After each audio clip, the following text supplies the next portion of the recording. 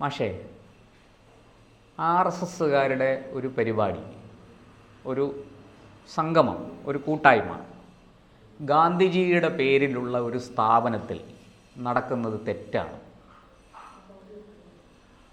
അത് തെറ്റാണോ എന്ന് ചോദിച്ചാൽ എങ്ങനെയാണ് നമ്മൾ ഗാന്ധിജിയെയും RSSനെയും കാണുന്നത് എന്നതിൻ്റെ അടിസ്ഥാനത്തിലാണ് അതിൻ്റെ ഉത്തരം വരിക. അപ്പം നമ്മൾ പൊതുവെ മനസ്സിലാക്കി വെച്ചിട്ടുള്ളത് ഗാന്ധിജിയുടെ ആശയവും RSSൻ്റെ ആശയവും തമ്മിൽ പൊരുത്തപ്പെട്ടു പോകുന്നതല്ല.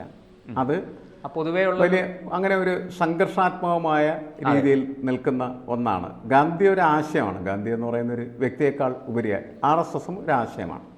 ഈ ആശയങ്ങൾ തമ്മിൽ പൊരുത്തപ്പെട്ടു പോകുന്നില്ല. അതുകൊണ്ട് തന്നെ സ്വാഭാവികമായിട്ടും ഗാന്ധിജിയുടെ ഒരു സ്ഥാപനത്തിൽ, ഗാന്ധി സ്ഥാപിച്ച ഒരു സ്ഥാപനത്തിൽ RSSൻ്റെ ഒരു സമ്മേളനം നടക്കുന്നത് ശരിയാണോ എന്ന് ചോദിച്ചാൽ ശരിയല്ല എന്ന ഉത്തരമാണ് ഞാൻ പറയുക. ഞാനത് അങ്ങനെ കാണുന്നത് കൊണ്ടാണ്. അങ്ങനെ കാണാത്ത ആളുകളും ഉണ്ടാകാം, അവർക്കത് ശരിയായിട്ട് തോന്നുകയും ചെയ്യാം. ഞാനിത് ചോദിക്കാൻ കാര്യം, നമ്മുടെ ഗുജറാത്തിൽ ഗാന്ധിജി സ്ഥാപിച്ച ഒരു ഗുജറാത്ത് വിദ്യാപീഠമുണ്ട്. അദ്ദേഹം 1924 സ്ഥാപിച്ചതാണ്. 1920 അതെ. അപ്പോൾ ആ ഗുജറാത്ത് പീഠത്തിൽ ഒരു RSSൻ്റെ ഒരു പരിപാടി നടക്കാൻ പോവുകയാണ്. അവരുടെ ശതാബ്ദിയുമായി ബന്ധപ്പെട്ട് സജ്ജൻ ശക്തി സംഘം എന്ന് പറഞ്ഞ് നാളെയാണ് നടക്കുന്നത്. ശരിയാണ്. അങ്ങനെ അതിൻ്റെ വാർത്ത കണ്ടു കാണുമല്ലോ. വിവാദമായിട്ടുണ്ട് അത് വിഷയം. അപ്പോൾ അത് അവിടെ ഇപ്പോൾ അതൊരു വലിയ സർവകലാശാലയാണ്, ഒരു വലിയ സ്ഥാപനമായി വളർന്നു കഴിഞ്ഞു. അപ്പോൾ അതിനെ അനുകൂലിച്ചും പ്രതികൂലിച്ചും ഇപ്പോൾ അങ്ങ് പറഞ്ഞതുപോലെ, മാഷ് പറഞ്ഞതുപോലെ രണ്ട് ചേരിയായി തിരിഞ്ഞ് ചില വിവാദങ്ങളൊക്കെ ഉണ്ടായിരിക്കുകയാണ്. അപ്പോൾ ഇതിൻ്റെ ഒരു പഴയകാല VC, അദ്ദേഹത്തിൻ്റെ പേര് സുദർശൻ അയ്യങ്കാർ എന്നാണ്. അദ്ദേഹം ഇതിൻ്റെ ട്രസ്റ്റിയൊക്കെ ആയിരുന്നു നീണ്ട 10-24 വർഷം. അദ്ദേഹം VC ആയിട്ട് 10 വർഷം സേവനം അനുഷ്ഠിച്ച ആളാണ്. അദ്ദേഹം പറയുന്നത് ഇപ്പം മാഷ് പറഞ്ഞ പോലത്തെ ഒരു അഭിപ്രായമാണ്. RSSൻ്റെ ആശയവും ഗാന്ധിജിയുടെ ആശയവും തമ്മിൽ പൊരുത്തപ്പെടുന്നില്ല, അതുകൊണ്ട് ഇതിവിടെ വെച്ച് നടത്താൻ അനുമതി കൊടുക്കുന്നത് ശരിയല്ല എന്ന വാദമാണ് അദ്ദേഹം ഉയർത്തുന്നത്. ഇപ്പോഴത്തെ VC ഹർഷത് പട്ടേൽ എന്നൊരാളാണ്. അദ്ദേഹം പിന്നെ ഇതിൻ്റെ ഹോള്, ഈ വിദ്യാപീഠൻ്റെ ഹോള്, അതിൻ്റെ അനുബന്ധ കാര്യാലയങ്ങളുമൊക്കെ ഇത്തരത്തിലുള്ള പരിപാടികൾ നടത്താൻ വാടകയ്ക്ക് കൊടുക്കാറുണ്ട്. മുമ്പും കൊടുത്തിരുന്നു, പലർക്കും കൊടുത്തിട്ടുണ്ട്.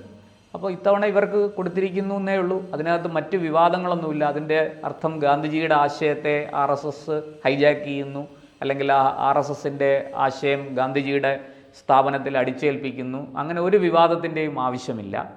ഇത് ഒരു വാടകയ്ക്ക്, അവർക്കൊരു പരിപാടി നടത്താൻ അവർ ചോദിച്ചു, നമ്മൾ വാടകയ്ക്ക് പൊതുവേ കൊടുക്കാറുണ്ട്, അതുകൊണ്ട് വാടകയ്ക്ക് കൊടുത്തിരിക്കുന്നു. ഇതാണ് ഇതിനകത്തുള്ള വിഷയം. പക്ഷേ ഇതിപ്പോൾ അങ്ങ് പറഞ്ഞതുപോലെ ഒരു വിവാദമായി മാറിയിരിക്കുകയാണ്. രാഷ്ട്രീയക്കാരെല്ലാം ഇത് വലിയ വിവാദമാക്കാൻ ശ്രമിക്കുന്നു. പത്രങ്ങളിലൊക്കെ വാർത്തകൾ വരുന്നു, ചാനലുകൾ ഇത് ഗുജറാത്തിൽ പ്രത്യേകിച്ചും വലിയ ചർച്ചയൊക്കെ ആയിരിക്കുകയാണ്. അതിൻ്റെ അടിസ്ഥാനത്തിൽ നോക്കുമ്പോൾ അങ്ങേക്ക് എന്താണ്, അങ്ങ് ആദ്യം പറഞ്ഞ ആ പോയിൻ്റ് അവിടെ നിൽക്കുന്നുണ്ട്.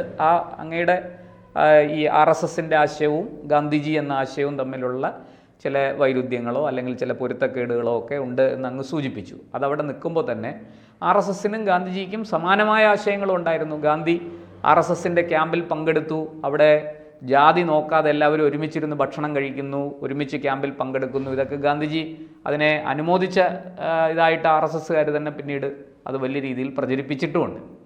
അപ്പോൾ ഈ സാഹചര്യത്തിൽ ആണ് ഈ വിഷയം ഞാൻ അങ്ങയുടെ മുന്നിൽ വെക്കുന്നത്. അല്ല, ഇത് ഞാൻ നേരത്തെ പറഞ്ഞതിനാണ് പ്രശ്നം, എങ്ങനെ നമ്മൾ അതിനെ കാണുന്നുള്ളതാണ്. അപ്പോൾ കാഴ്ചപ്പാടിൻ്റെ പ്രശ്നം, കാഴ്ചപ്പാടിൻ്റെ പ്രശ്നമാണ്. ഇപ്പോൾ ഗുജറാത്ത് വിദ്യാപീഠ് എന്ന് പറയുന്നത് ഗാന്ധിയുടെ ഒരു സന്തതിയാണ്. ഗാന്ധി 1920 സ്ഥാപിച്ച ആ സ്ഥാപനം എന്ന് പറയുന്നത് ഇന്ന് വലിയ ഒരു സർവകലാശാലയായി മാറുകയും ആ സർവകലാശാലയുടെ വൈസ് ചാൻസലറായിട്ട് ഇപ്പോൾ BJP അനുകൂലിക്കുന്ന ഒരാളാണ് ഗവർണറായിട്ട് വന്നിരിക്കുന്നത്. അദ്ദേഹമാണ് ഈ ഹർഷത് പട്ടേൽ എന്ന് പറയും.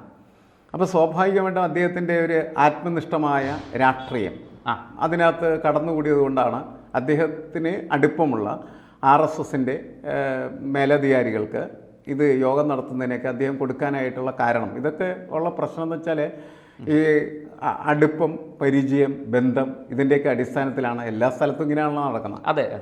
ഓരോരോ രാഷ്ട്രീയ പാർട്ടികൾ ഭരിക്കുന്ന സമയത്ത് അവർക്ക് ഇഷ്ടമുള്ള രീതിയിൽ ഇഷ്ടമുള്ള ആളുകൾ കൊടുക്കും, ഇഷ്ടമില്ലാത്ത ആളുകൾ അവിടെ അത് ചോദിക്കാനും ചെല്ലില്ല. അതാണ് പ്രശ്നം. ശരിയാണ്. വാടക അങ്ങനെ ഒരു നിയമം എന്ന് പറയുന്നത് പൊതുവെ ഉണ്ടോ എന്ന് ചോദിച്ചു കഴിഞ്ഞിട്ടുണ്ടെങ്കിൽ എനിക്കറിയില്ല. പക്ഷേ ഉണ്ടാവാനുള്ള സാധ്യതയുണ്ട്. ആർക്ക് ചിലപ്പോൾ രാഷ്ട്രീയ പാർട്ടികൾക്ക് കൊടുക്കേണ്ടെന്നായിരിക്കും നിയമം, ചിലപ്പോൾ കൊടുക്കാം എന്നായിരിക്കും. അങ്ങനെ രാഷ്ട്രീയ പാർട്ടികൾക്ക് കൊടുക്കേണ്ടെന്ന് പറഞ്ഞാലും RSSന് കൊടുത്തുകൂടെ എന്ന് ചോദിക്കാം. കാരണം RSS ഒരു രാഷ്ട്രീയ പാർട്ടിയല്ല. അപ്പോൾ സ്വാഭാവികമായിട്ടും രാഷ്ട്രീയ പാർട്ടികൾക്ക് കൊടുക്കുന്നില്ല, സാംസ്കാരിക സംഘടനകൾക്കൊക്കെ കൊടുക്കുകയാണെന്ന് വെച്ച് കഴിഞ്ഞാൽ RSSന് ഞങ്ങൾക്ക് തരണം എന്ന് പറഞ്ഞ് അവകാശവാദം ഉന്നയിക്കാനായിട്ടുള്ള സാധ്യതകളൊക്കെ ഉണ്ട്.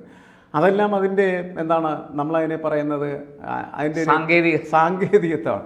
അതെല്ലാം സാങ്കേതികമായ കാര്യങ്ങളാണ്. സാങ്കേതികമായിട്ടുള്ള ശരികളും സാങ്കേതികമായിട്ടുള്ള തെറ്റുകളും ഒക്കെയാണ്. പക്ഷേ അതിനപ്പുറമായിട്ട് നമ്മൾ കുറച്ചും കൂടി ധാർമ്മികമായ ഒരു തലത്തിൽ നിന്നുകൊണ്ട് അങ്ങനെ ഇത് ചെയ്യേണ്ടതുണ്ടോ എന്ന് ചോദിക്കുമ്പോൾ മാത്രമാണ്. ഇപ്പോൾ പഴയ VC അദ്ദേഹം 22 വർഷക്കാലം അതിൻ്റെ ട്രസ്റ്റി ആയിരുന്നു. അതോടൊപ്പം 10 വർഷക്കാലം VC ആയിട്ട് ഇരുന്ന ആളാണ് സുദർശൻ അയ്യങ്കാർ.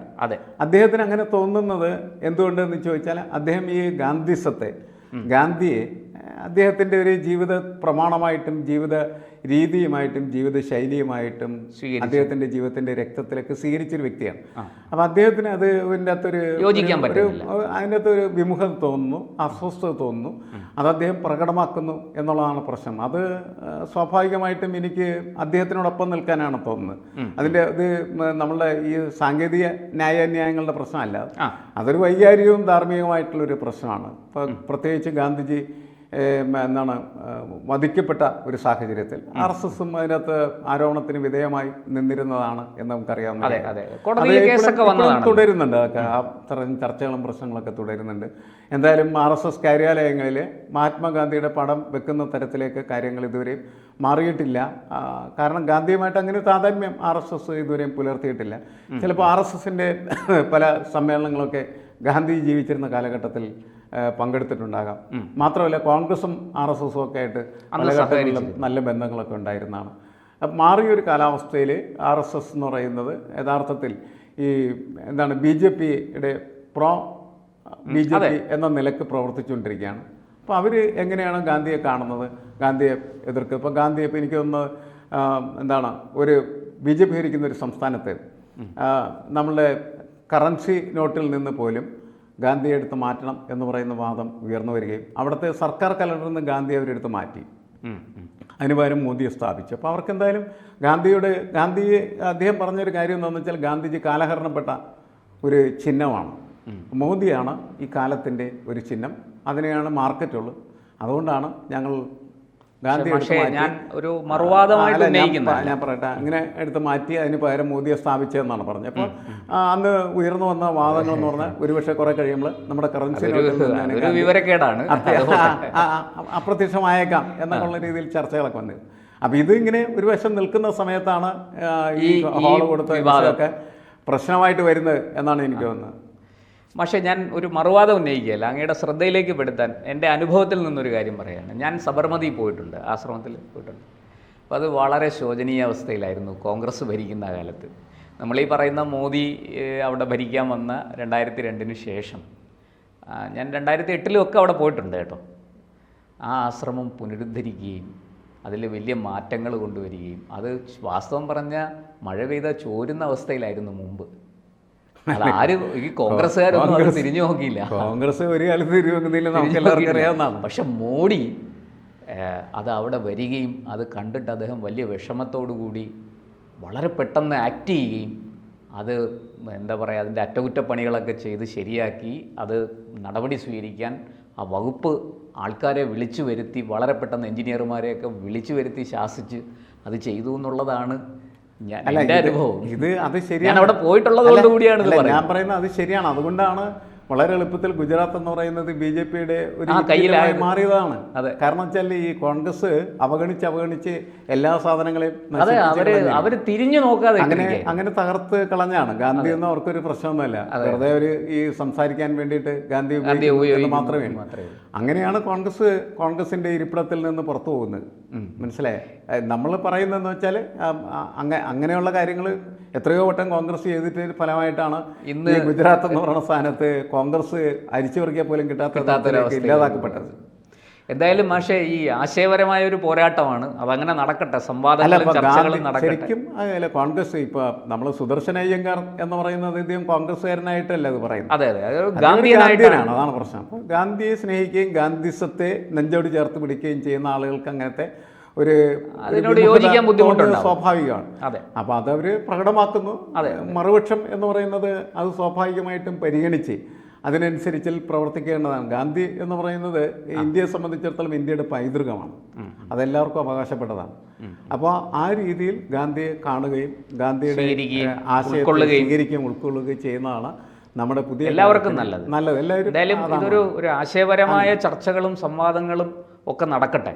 അത് നടക്കട്ടെ. ഇതിന്റെ ഭാഗമായിട്ട് വരുന്ന സമയത്ത് കുറച്ചും കൂടി ഗാന്ധിസത്തെ കുറിച്ചുള്ള ചേരാവുന്നിടത്തെല്ലാം ഇവർ ചേരട്ടെ.